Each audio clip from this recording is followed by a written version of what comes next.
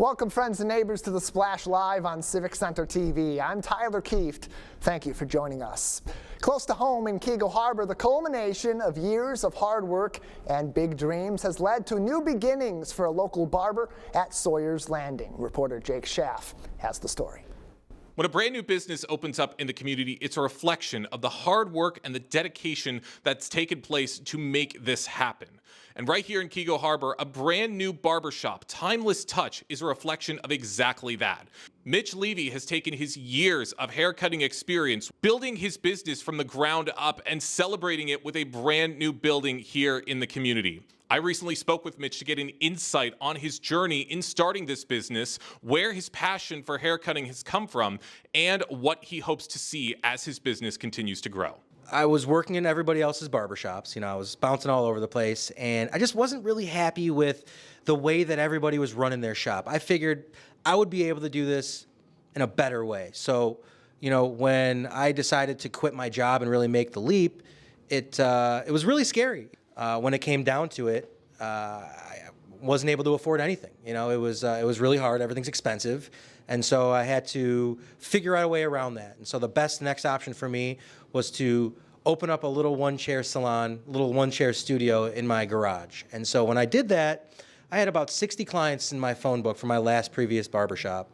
And when I contacted everybody, maybe 5 people actually showed up, and it was really scary. But by the grace of God, thank goodness, hard work and word of mouth, it really helped. And I was able to build, I started this with 10 clients, and fast forward to going towards my 3rd year, I'm now in this beautiful commercial location. Dreams come true.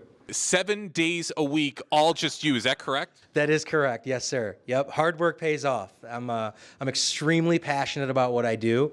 And, to a lot of people, it sounds a little crazy 7 days a week, but, when you really enjoy what you do, it's not work. I love what I do, and the longer I can be here, the happier I'll be. What was it about Keego Harbor that called out to you that you decided this is where you want to make your home for your barbershop? My mom. She always told me, she says, honey, the right place will reveal itself at the right time. And at one point, I was just aimlessly driving, looking for a barbershop, and I couldn't seem to find a place. And lo and behold, this place found me. So there was a realtor that called me, and he says to me, hey, I hear you're looking for a barbershop. I got the spot for you.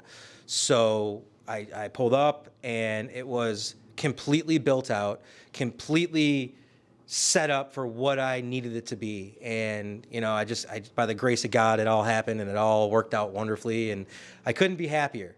It's a true godsend, a true dream come true. And, this is something I've always, truly wanted to do. And to be able to do it for myself, I couldn't be happier. Keego Harbor has welcomed me with such open arms, and, I'm so thankful for the opportunity to serve the community that I'm in. What do you see in terms of the next steps for Timeless Touch and your impact on Keego Harbor?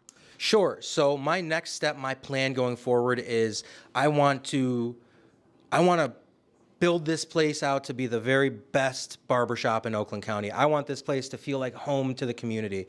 I want to be able to hire barbers and have more than just myself. I want to have all my chairs, people sitting here waiting. I want to have everybody talking, and I want to build a community foundation. Whether you're here to take just a little bit off the top or you're in the mood for a brand new style, Timeless Touch is going to be here in Keego Harbor to accomplish everything you need when it comes to your hair. It's amazing and inspiring to hear Mitch's story on his business, and we can't wait to see it continue to grow in the community. For Civic Center TV, I'm Jake Schaff. Well, next time it comes the day for a good old-fashioned swoop chop, I'm going down to Keego Harbor. Great story from Mitch and the team at Timeless Touch Barber Company. You can find them at the corner of Orchard Lake Road and Cass Lake Road in Keego Harbor inside Sawyer's Landing. And give him some big congratulations. This was years in the making and a dream come true right here close to home in Keego Harbor. A couple of blocks away in the heart of the lakes, an update on the Willow Beach Street Bridge project. The city of Keego Keego Harbor announcing on its website this week that the construction project previously delayed earlier on this month will get underway beginning on Monday, May the 4th. The project is estimated to span 7 weeks, permitted that Mother Nature is kind to the heart of the lakes throughout the process. Construction will also cause some traffic detours for homes in the nearby area of the Willow Beach Street Bridge. That will cause detours for those north of the bridge. They're suggested to use Cass Lake Road to exit their residential area, and those south of the bridge should detour to Orchard Lake Road. For more information and details, as well as updates as this project continues throughout the month of May and early parts of June, visit KeegoHarbor.org. And once again, the beginning date for this project, Monday, May 4th, and the project should span about 7 weeks. KeegoHarbor.org is the place to go for that. Get dressed up in your snazziest suits, find the biggest, loudest, showiest hat in your closet, watch the big race, and help support local classrooms in the process. The Kentucky Derby is coming to Greater West Bloomfield with the West Bloomfield Educational Foundation at their Kentucky Derby Gala on May 2nd. Joining me with details is Juliet Joswick from the West Bloomfield Educational Foundation. Juliet, thanks for coming on the show. Thank you so much for having me.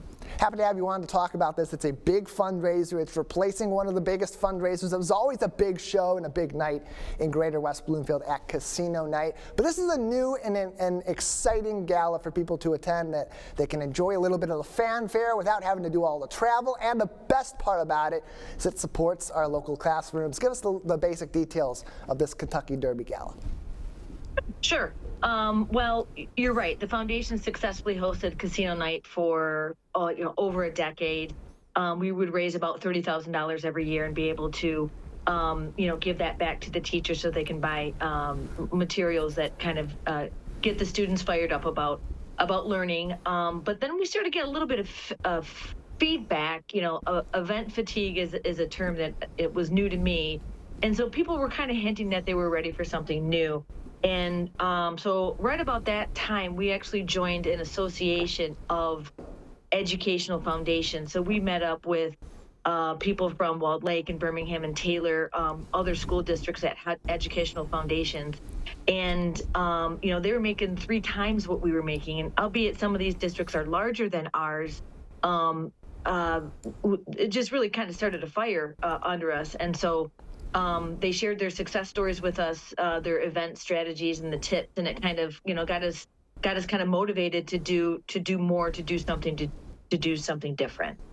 And so how does this differ from some of those other efforts, both and what you're looking for in terms of the event, and how you feel that this will attract people to not only come out to the gala, but also to donate in the process during the gala, before and afterward, to the foundation?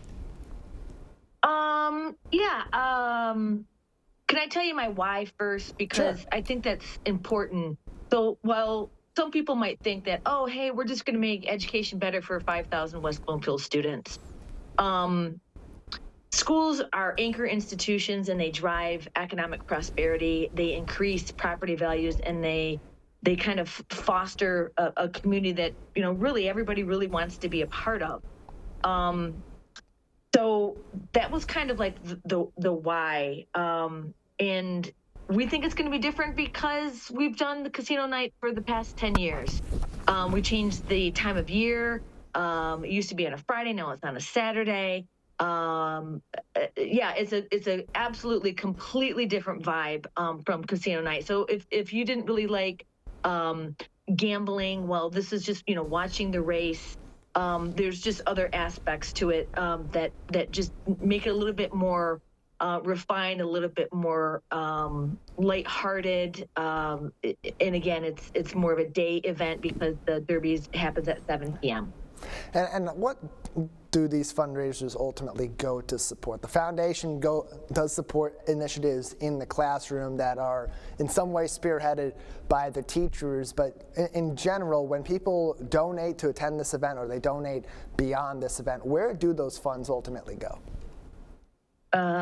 Great question. So in October, we open up a grant process. So teachers and staff members, they follow a very strict rubric that we ask for so that we can get full information of what the teachers are asking for. And very specifically, these teachers need to answer, hey, are you fulfilling the 4 C's that our West Bloomfield School District came up with? And those 4 C's are critical thinking, communication, collaboration, and contribution. I think the buzzword in the news lately is critical thinking. And so the materials that these teachers are asking for specifically address the learning materials will help students with critical thinking and communication and in collaboration, things that make our community better, not just economically, but culturally. Juliet Joswick is with us from the West Bloomfield Educational Foundation. Their Kentucky Derby Gala coming up on May 2nd from 5 p.m. to 10 p.m. at Edgewood Country Club. That's a Saturday afternoon and evening. Features silent auction, 50-50 raffle, plenty of fun, and a fundraiser that supports our local classrooms and our kids in the West Bloomfield School District. Juliet, what are some of the examples of the ways that these fundraisers like the Kentucky Derby Gala and others that you hold throughout the year have ultimately gone to support our classrooms in West Bloomfield Township? Yeah, I mean, the state can only give so much funding, and there's just so much more technology and programming out there. There's some really sophisticated materials out there that help propel our students to tackle, 21st century problems.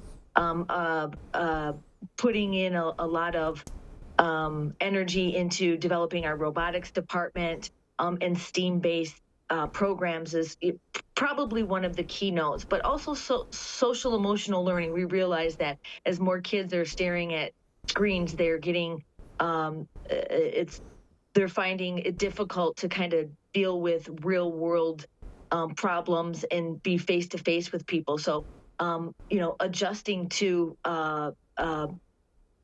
life without being in front of a screen is a tremendous undertaking, and so these materials help kids develop those skills to be, productive members of society.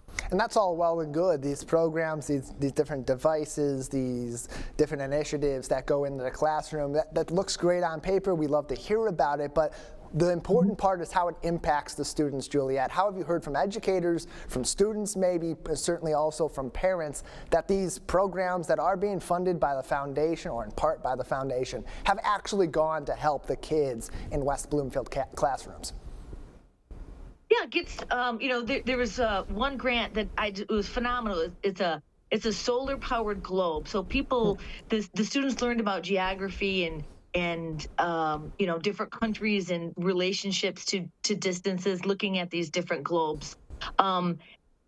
Kids learn when they are engaged. Kids learn and retain the information when they are not bored. Kids learn when they actually have their hands on materials. So yeah, books and pencils and paper is fine, but actually having hands-on materials that show how science, technology, math, like that creates a lasting impression for the students. It propels them into, and like I said, being productive members of society, but excelling at college because they have different methodologies of being able to learn. Instead of like just books and being bored to death, they're engaged, they're excited. They're truly excited, and the teachers are also excited. They have new material. It's not just the same old stuff. It's really exciting to see. I substitute teach occasionally to help the district, and I'm telling you, these kids, what I see the foundation supply for these schools, these kids truly benefit from. Juliet Joswick is with us from the West Bloomfield Educational Foundation. More information on their programs, what they fund, how it goes to help the classrooms in West Bloomfield and throughout the school district can be found on WBEF.org, where you can also learn more about their Kentucky Derby Gala coming up on Saturday, May 2nd from 5 p.m. to 10 p.m. at Edgewood Country Club. Juliet, we talked so much about the educational side of this. Let's get into the fun of the Kentucky Derby Gala. Obviously, it's themed after the Derby. We We want people to act like they're going to Churchill Downs, get in their snazziest outfits, be showy, be creative, have fun with it. But what will they experience at the fundraiser that will make that for such a fun night in West Bloomfield? Yeah, Tyler, we've been trying to plan our outfits, encouraging people buy those colorful dresses and those floral patterns, and the guys in their tan suits or tailored suits, seersucker suits, wearing fedoras or pork pie hats or boater hats. It develops excitement, and also shows that we can get dressed up, we can have a good time, we can really kind of express ourselves and enjoy it in a really colorful way. It just builds to the sense of community that okay, we understand the assignment, dress to the nines, be prepared to have a great time. And how do you find that these sort of more engaging events that do kind of open people up to creativity, the fun, to engaging in something that is a bit of a tradition nationally, helps them better connect to their local school district, their educators, those families, and encourage them to get further involved with your foundation? Yeah, getting dressed up, understanding the assignment, to have a good time and dress in fun derby attire, wearing the fascinators and the hats and all that kind of stuff. That actually encourages people to have conversations. Oh, I love your dress. Oh, I love your fascinator. This is fantastic. So it starts conversations among parents and educators, and the public is absolutely welcome to come. We'd love for you to buy tickets so that we can have conversations with you might not have kids in the school district, but you benefit from having a healthy school district. So come to this event, support it. It's going to be fun. It's not like we're putting on a 5K and making people, run for 3.5 miles. This is going to be a great event. Edgewood Country Club has been recently renovated. It is a gorgeous place. The food is terrific. We're going to have a lot of different kinds of food at the buffet this year. We have a cash bar with the signature cocktails of the mint juleps and the lily oaks, and a couple of games. Obviously, watching the race. It's high excitement. Also, we have 50 Amp Fuse. They are like a very well-known local band. I think it's like a 6 or 7 piece band. So it's going to be just a lot of excitement. We are, of course, it's a bit of a celebration, but we also want to connect with the community. We want to talk about what the West Bloomfield School District needs, and how other people, again, you don't necessarily have to have kids in the district, but I mean, everybody should care about education, because it really is the cornerstone to a good community. So come on out and get involved. We absolutely love volunteers, and we love the participation from the general public. And especially in our day and age now, where state funding for our schools is always a bit of a question mark, always a toss-up when we get to budget season for our local school districts. Certainly the federal funding in recent years has definitely been a big question mark for its future. Why is now a more important time than ever for people to get involved in maybe their local educational foundation, like the WBEF, to provide sort of the bridging of those gaps that may be present now or may be present in the future for our school funding? Yeah. Funding, schooling, education, it's pretty complicated, and there's a lot of layers to why funding is dropping off here and where the need is here. And we have a decreasing population in the state of Michigan, and addressing those challenges, financial challenges, like on a one-on-one basis, when you'll have some of the school district folks there. Are we all going to want to talk about important things about like financing and school reform and all that stuff? No, but it will give you certainly an overview of why we're doing what we're doing, because we realize that there's challenges, and we've all heard, start local, grassroots efforts. That's kind of what we're doing. We're not complaining about the school system on a national or a state level. We're fixing the issues now on a local level, which is the very best that we can do. And there's something to be said about getting involved and seeing firsthand what are the needs of your school district, so that whether you're campaigning for office, whether you're advocating for certain programs or others to your local school district, you are informed about what are the needs of those kids, and you can fight for it yourself at the grassroots level. Juliet, if people want to get involved, they want to show up to the Kentucky Derby Gala or otherwise get involved with the West Bloomfield Educational Foundation, what are those first steps they should take? Sure. They can contact us by going on our website, wbef.org. There's a couple of spots where you can say contact us. And yeah, just start out with an email. If you have, we'll take anyone's time, talents, or treasures. So obviously, just plain old volunteering, help us get auction items. If you have the financial wherewithal and you can donate. But putting on this event, pretty stressful, but also an absolute ton of fun. We have seen the generosity of our local businesses. We have sponsors that have been very generous, and specifically our local Keego, West Bloomfield, Sylvan Lake businesses have really stepped up to the table and given in a lot of different ways to helping the foundation. They understand that having a strong school system means that you have a strong local economy. Can't stress that enough, really can't. And so many people move to Greater West Bloomfield for the schools that are available in the local area, including the West Bloomfield School District, getting involved, helping out those classrooms, bolstering those educational opportunities for our kids, all something that they can do by attending this fundraiser or by joining the West Bloomfield Educational Foundation otherwise. Juliet, thank you for your time. Appreciate it. Thank you so much. The Kentucky Derby Gala, Saturday, May 2nd at Edgewood Country Club from 5 p.m.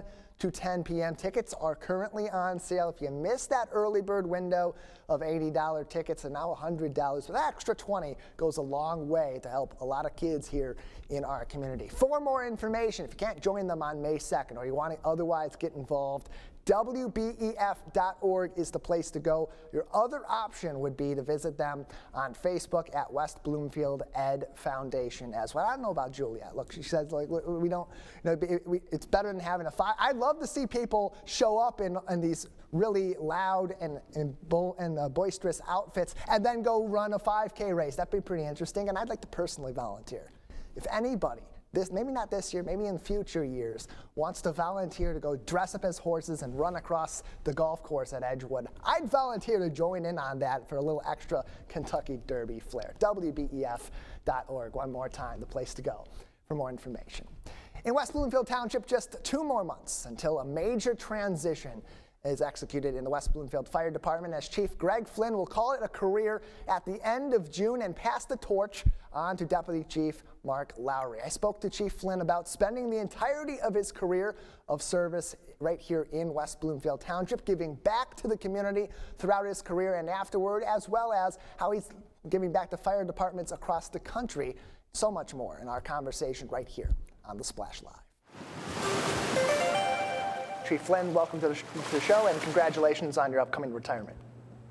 Tyler, thank you. Good to be with you, as always, over the years, our time together, a friendship that's really developed through these types of interviews. Yeah, it's been a pleasure to get to know you, to get to know the fire department throughout the years that we've been talking here on the Splash Live and through other programs as well with Civic Center TV. For you, you've had such a great career at the West Bloomfield Fire Department. There's been so many changes over the years that have really benefited our community while also benefiting our firefighters. What are among some of those that you're the most proud of as you approach your last couple of months at the helm?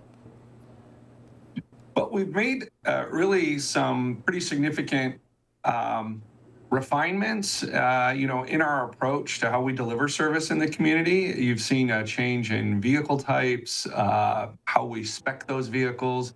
You've seen a change in the outward appearance of buildings, with the complete demolition and rebuild of Fire Station 3. You're seeing the efforts of the renovation on Fire Station 1 on Orchard Lake Road taking place. Early on, even in my career, the building of Fire Station number 5. So, a lot of growth. I'm a little apprehensive to the change word, because one thing hasn't changed in the FD's commitment to this community, and it's our mission. And that mission will continue on long after me and whoever follows in the seat in the years and decades to come, because that is just a tradition that's been carried on from the chiefs before me and the firefighters before me, is service and service to this community. It truly has been an honor and a privilege. And one thing that's been consistent with yourself, with so many in your leadership team, and really all the firefighters and paramedics across the board at the West Bloomfield Fire Department, is they have the right motivations behind them going into their day-to-day. Some of it can just be the regular office work or maintenance work on vehicles and apparatus, and others are, of course, those calls both in our community and in neighboring communities through the Oakway Collective. For you, going back to your early days as a firefighter paramedic, what inspired you to go into this particular career path? So my story was very personal, like so many. Briefly, my niece Jessica was a newborn, and my brother was home on military leave with his wife, and a big game of aggressive Monopoly at the Flynn house, when suddenly my sister-in-law, we heard her scream from the basement, where my niece was napping on the lower level, and things just went into motion. She was having a seizure, and shortly after calling 911, a volunteer, a paid-on-call firefighter showed up and rendered first aid and saved really my niece's life. And so I knew in my late teen years that that's what I wanted to do. And so that's all I've done. I started at Goodrich Volunteer Ambulance in my junior year of high school as a dispatcher. And then as soon as I turned 18, Tyler, I was working on an ambulance, and I've been on some kind of emergency vehicle for over 30 years. And it's a great accomplishment, too, because you get to see so many different angles of what goes into public safety, whether it is just individual firefighter, paramedic work, or, as you mentioned, the dispatch work, too. There's so many people and so many different layers that goes into keeping a community like Greater West Bloomfield, which includes 4 different municipalities, safe and partners with so many other communities. What now, as you're heading toward the exit of your career, do you hope that people in our community understand about what it takes to do the work that you and your colleagues do in 2026 to keep Greater West Bloomfield one of the safest areas in Michigan and across the country? It's hard to be critical of anything that I could say to the residents because they've been so supportive. I feel very fortunate when I have the opportunity to speak to groups, my colleagues, whether it's just regionally here in the great state of Michigan or anywhere across the country, how grateful I am for the support of this community. And it's the financial support. I mean, truly, that's what allows us to do the things that we do and have the facilities that we have and attract the talent that we have, so that when we're called into service, when people need us most and their expectations are their highest, we're able to meet and often exceed those expectations. So, I think the residents of West Bloomfield get it. And they don't need to hear from Greg Flynn or probably even, Mark Lowry or any of those chiefs to follow. Because the chiefs before us and the firefighters and paramedics before us have laid a foundation. And the residents of West Bloomfield get it, Tyler. And I'll be forever grateful for that. And I don't see a change in trajectory with that. I see the support that this community continues on a daily basis, not just after large events, but on a daily basis with our station tours, and you see it at Fire Open House.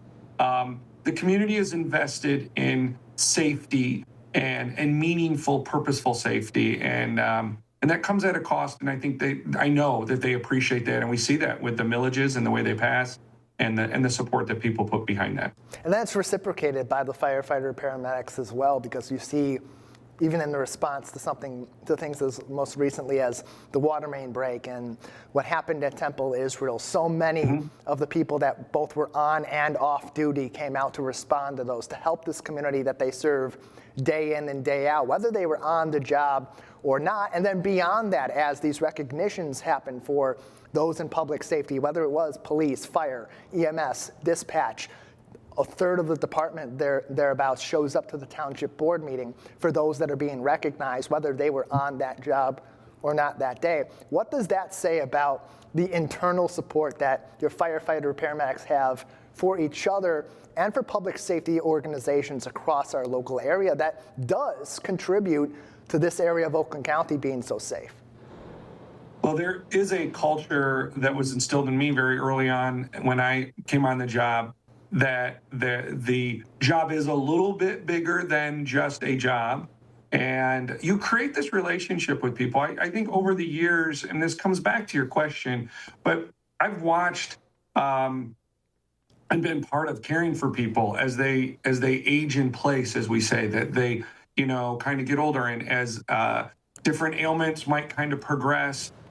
It's the paramedics that are alongside them. It's the firefighters that go and extinguish a fire and then see a family rebuild their home and replace things. We're still part of the community. So even after that event, our arms are wrapped around it. So there's definite involvement. That's what's so unique about it is I've spent over 28 years coming into West Bloomfield and creating relationships with West Bloomfield. That's happening with every one of our team members. They're creating that relationship. So when your friends invite you back and say, hey, we want to say thank you for a good thing, your friends, your residents, those that we're serving, that's just a natural show up. It just feels comfortable to come back. It's not a requirement. It just is the right thing to do. And I think that's what's unique about the WBFD. That's what's unique about working in this community, is that sense of belonging that comes with it. And with that is that commitment to show up for those important events. West Bloomfield Fire Chief Greg Flynn is joining us on the Splash Live today as he continues toward the end of June, which will install the end of his career as he heads into retirement after many years of service as our fire chief and so many more serving in the West Bloomfield Fire Department. Chief, the last several years, you've spent a lot of time outside of your work here in Greater West Bloomfield, helping to lift up firefighter paramedic organizations across the country, teaching them the best methods and best standards and practices so that they can continue to elevate their departments as West Bloomfield elevates theirs. How important of an effort was that for you, especially as you started to contextualize the final years of your career? Well, the things that I get to share is really highlighting the good work that the men and women here at the WBFD do, the commitment of the community that we talked about, the elected officials that are willing to listen and understand and then step into solutions, my fellow department heads that all play a very integral role into the success of emergency services and ensuring people have benefits and payroll and just all of the things that go into government operations. And so we share that message and the lessons I've been taught by colleagues, my trips and falls professionally where I could have done better, and sharing that experience and sharing the perseverance and the grit to move through even on days where we didn't meet expectations and we can do better, that you need to play through that you can't, get stuck in the time that things didn't go perfect, and how to persevere. And I will miss that. I will miss that about this job. While retirement is still a bit of a difficult word for me to hear because I don't see it that way, Tyler. I really see just starting to hit my stride. And I look forward to continuing that advocacy in the public safety sector and finding a way forward to continue to help people, especially after experiencing, something that is very difficult or traumatic in their life. And you've been able to do that too so consistently with your advocacy work for firefighters and those in public service through campaigns like the Yellow Rose campaign, helping to increase the awareness for the need for mental health support services across the firefighting profession, and especially here in our community. As you head into retirement, how is that something that maybe what about that makes you motivated for that next chapter, to be able to continue to help people in ways that maybe you're not able to do because of the day-to-day business of a chief, but you can do with the context of being a chief, being a longtime firefighter, and knowing the needs of these everyday heroes that are protecting our community? Well, I will tell you that Mrs. Flynn will never use the chief word.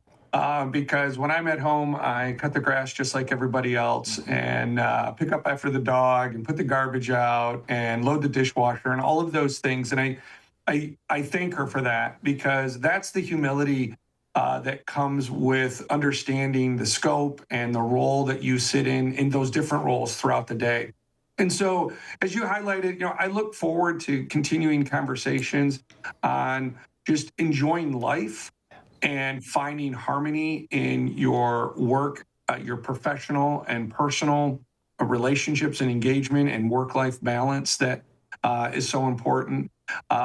11 years in the 5 Bugle seat here is has been an enjoyable time. I truly have and grateful for the opportunity that and the trust that the men and women here and the elected officials that appointed me into the position and have continued to support me in the role. So I'll continue to find a spot where people want to listen, or if they invite me in to have a conversation or to help solve a difficult problem, I definitely will lean into that. That's something my parents instilled in me. My parents that were at my badge pinning back in 1998. And I'm very much looking forward to my parents being at my last day on the job here at the end of June.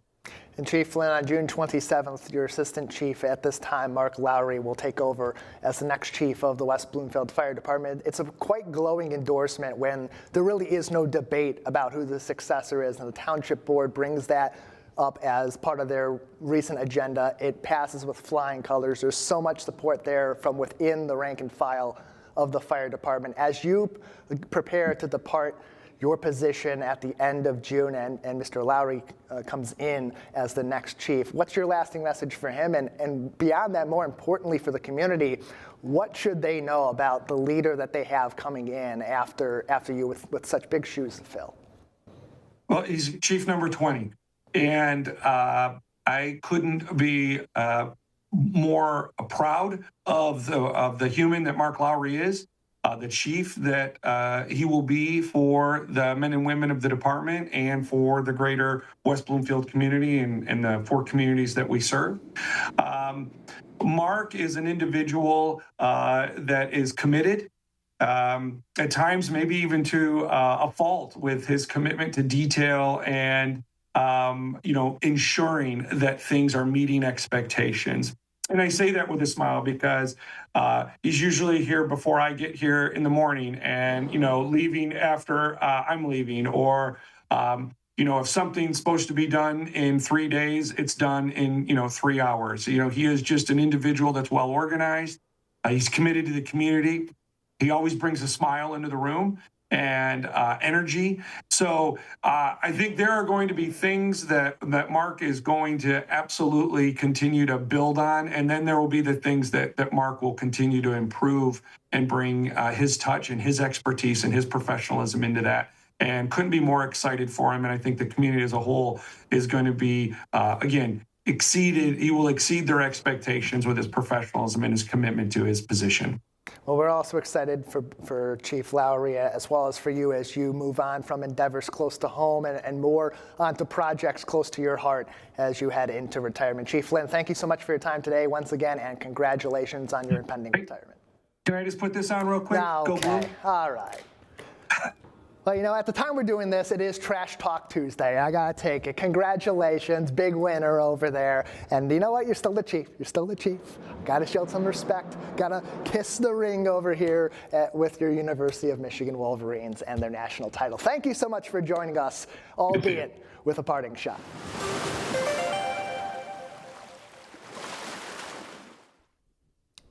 Some people, you go into retirement, you just let it all go. You just start saying what's on your mind. Thanks for that, Chief Flynn. A little parting shot at the end of our great conversation. But he's had a great career. He's earned the right to talk a little bit of trash about his Michigan Wolverines against this Spartan here on the Splash Live. If you want to learn more about the West Bloomfield Fire Department, follow them all throughout the season. And of course, give Chief Flynn your thanks in his final couple of months at the helm as chief of the West Bloomfield Fire Department. Follow them on Facebook, on their Facebook page at WB Fire Department.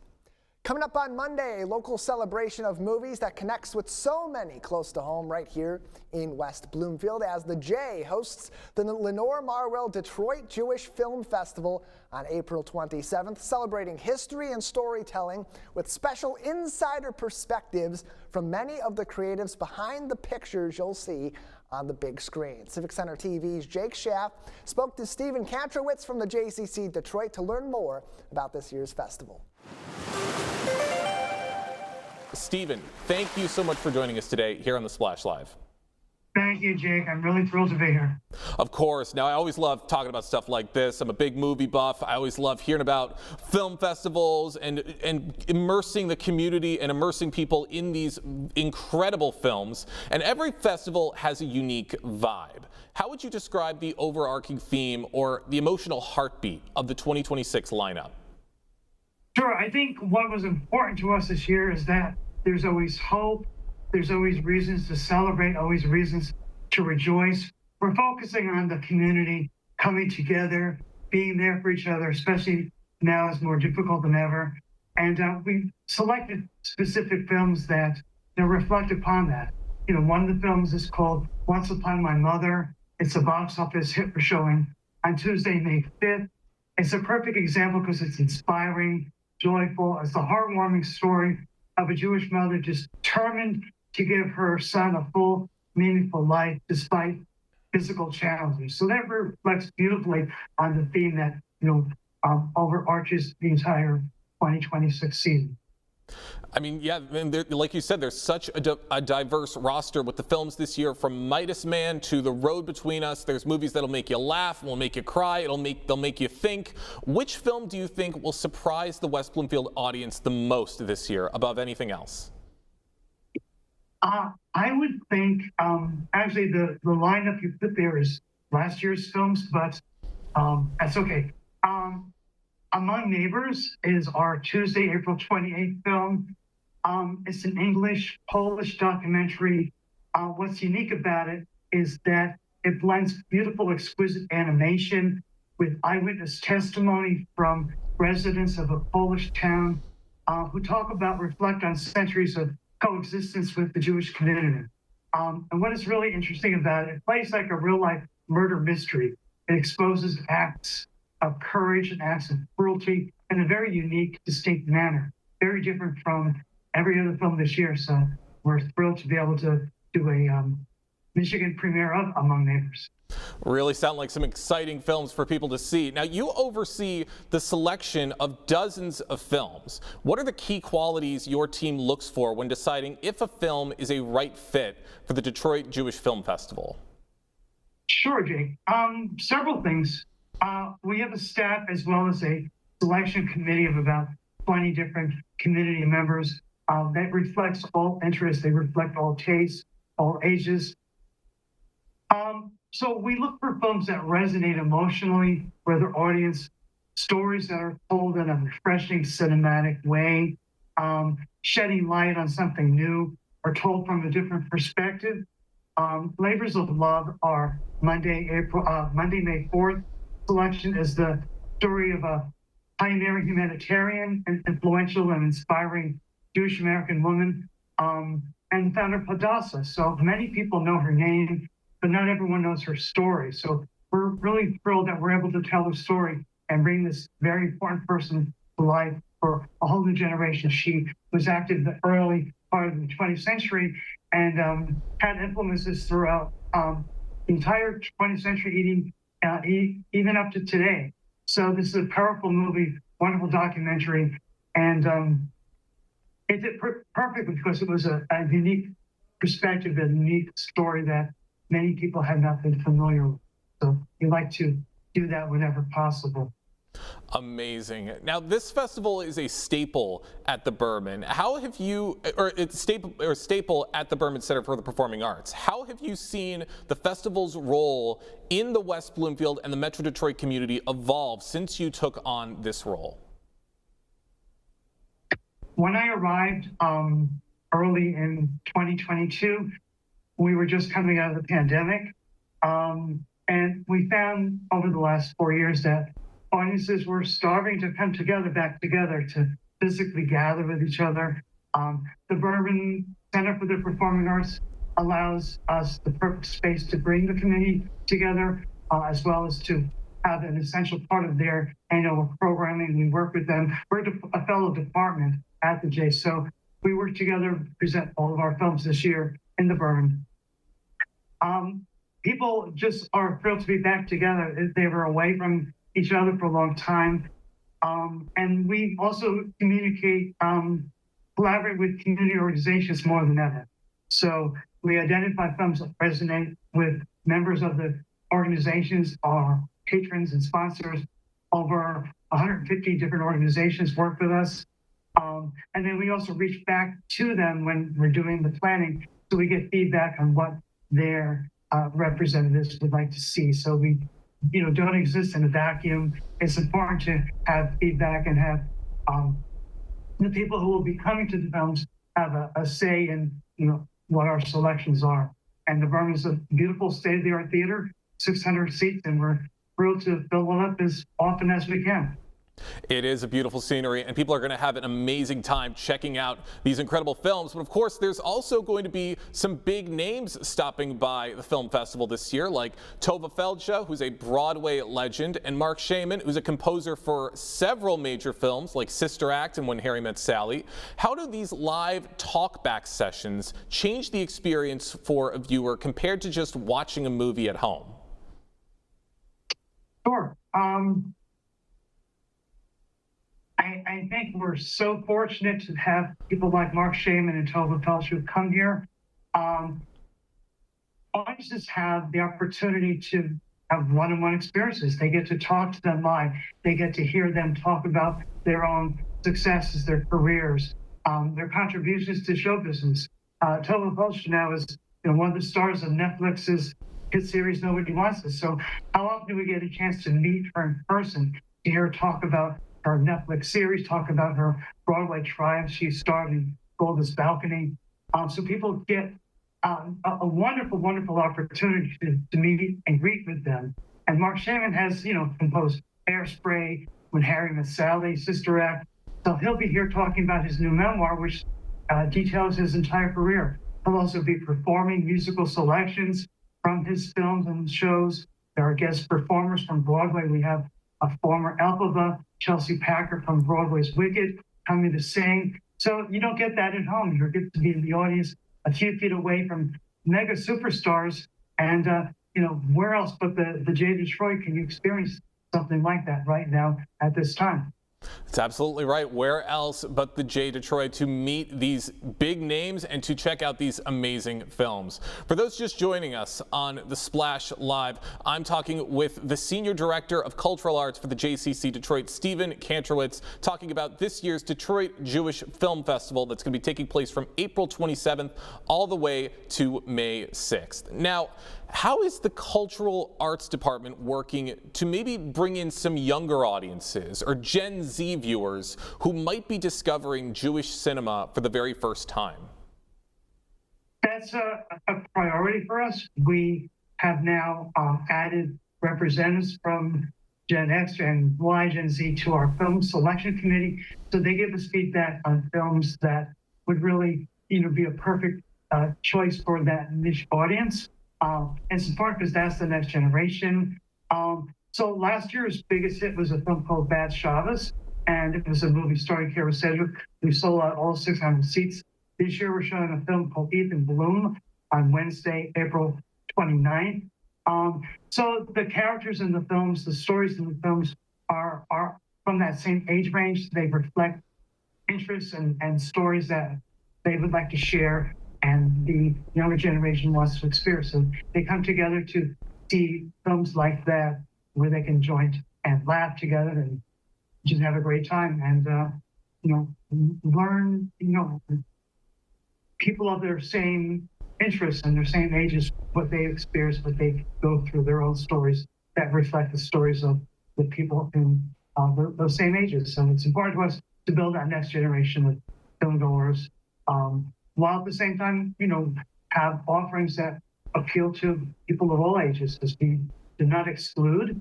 We are very inclusive, and we want everyone to have the opportunity to see themselves on the screen and to have a wonderful time at the Berman. That's right. We want everybody to have an amazing time at this film festival. No matter what age you are, there is something for you at this year's festival. A couple more questions for you, Stephen. Film is often a mirror of the world. How does this year's festival address maybe current global challenges while still offering moments of joy and heartwarming storytelling? Sure, that's important to us. We need some things to smile about and to see rejoicing. We have a film called The Road Between Us on Thursday, April 30th, and it's an unforgettable story of heroism. A retired Israel general attempts to rescue his family from the terrorists on October 7th.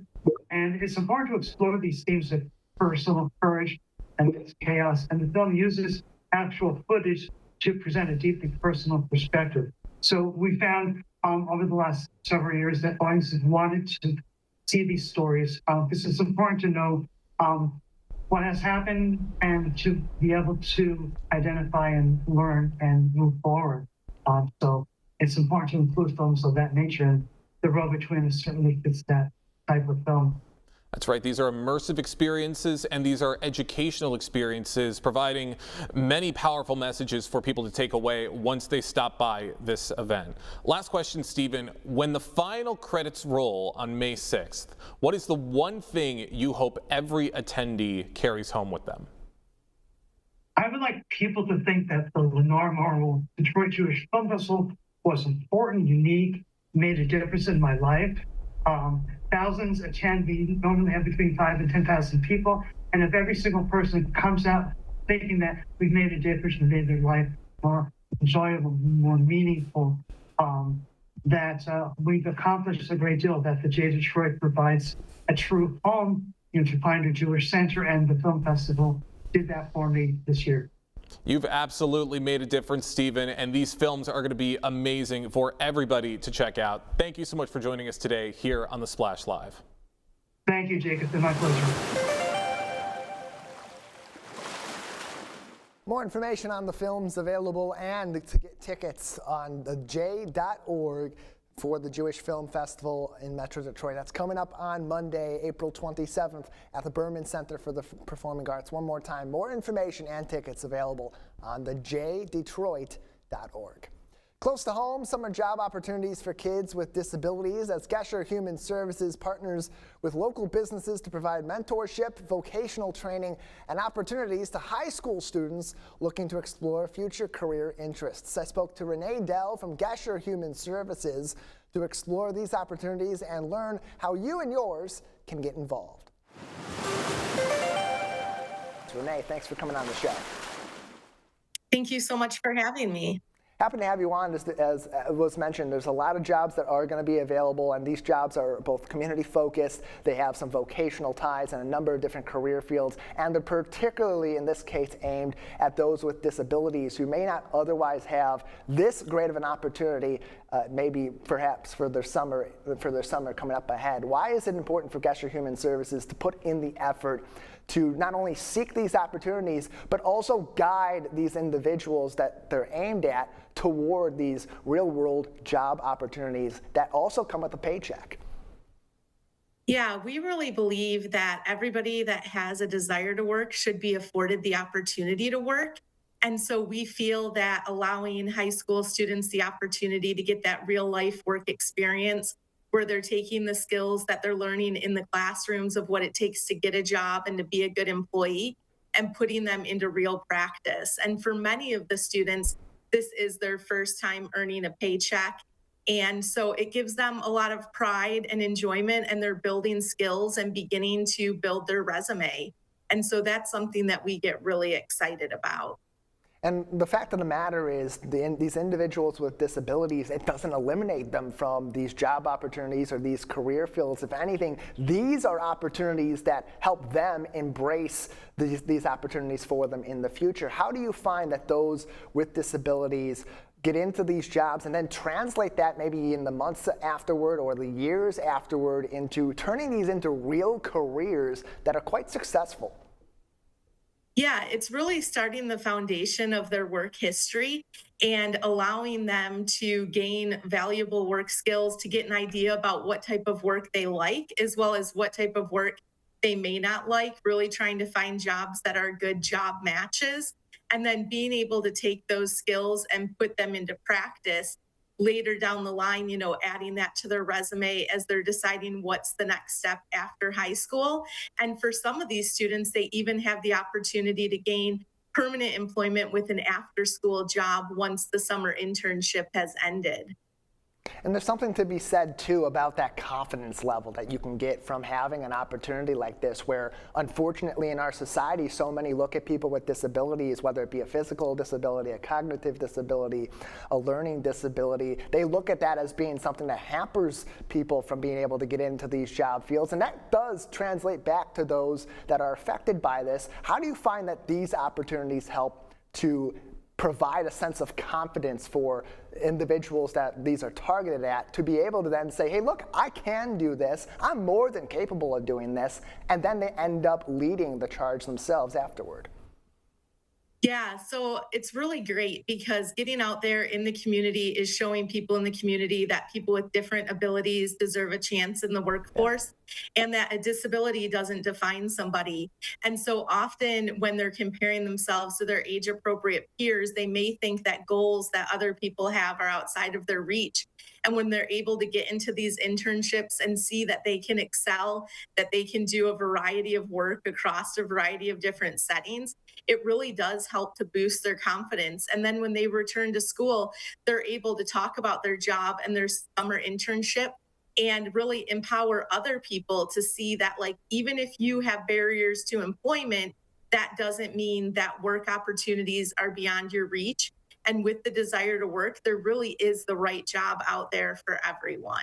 So this is going to be a program that will serve up to 150 students from the Tri-County area, Oakland, Wayne, and Macomb County. So it's not necessarily just isolated to people in our community and neighboring communities right here in Oakland County. This is something that if it affects you at home and your child, you individually, you can spread this to other people so that they can get into it. Community-based jobs, 6-week program, July 6th to August 13th. How do people get involved, Renee?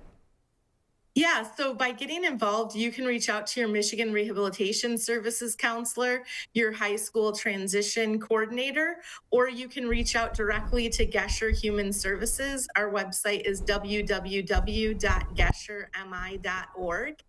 And we would be more than happy to help get you on the path to be able to participate in these wonderful opportunities. These opportunities, too, this experience hasn't passed from those that have been through this, been described in part as life-changing. What sort of transformations do you typically see from these individuals that go through this 6-week program, get that job coaching, and get that real-world work opportunity?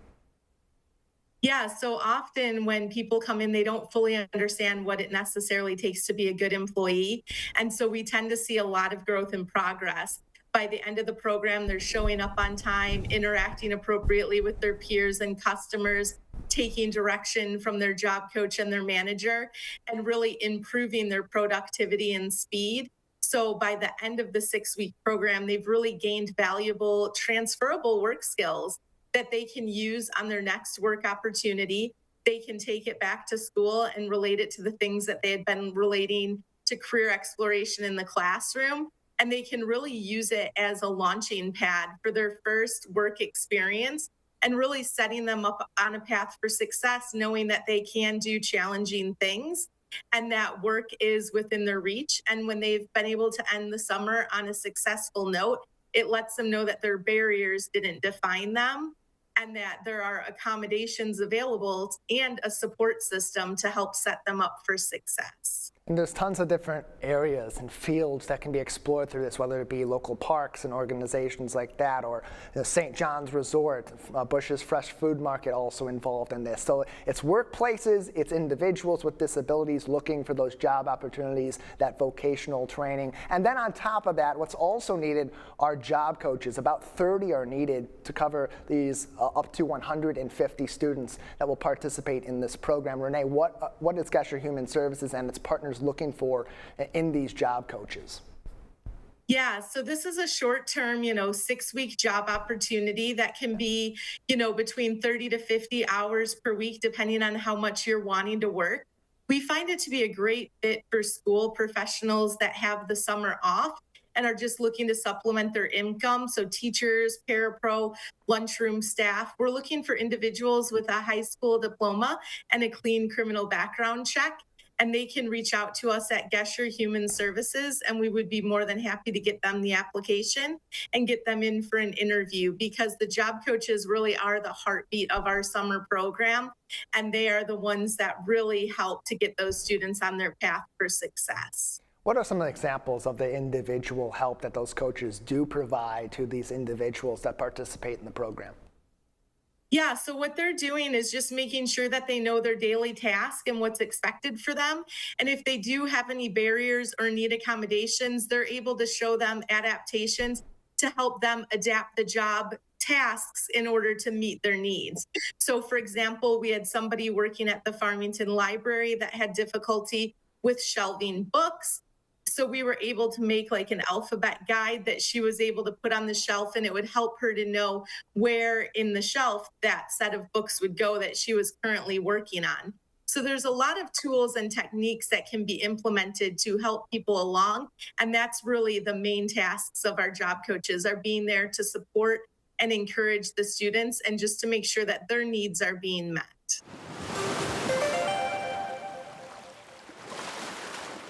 You can see the rest of our conversation on civiccentertv.com and learn more about this ongoing summer job program for kids in our local area with disabilities, as well as those coaching opportunities for local business owners.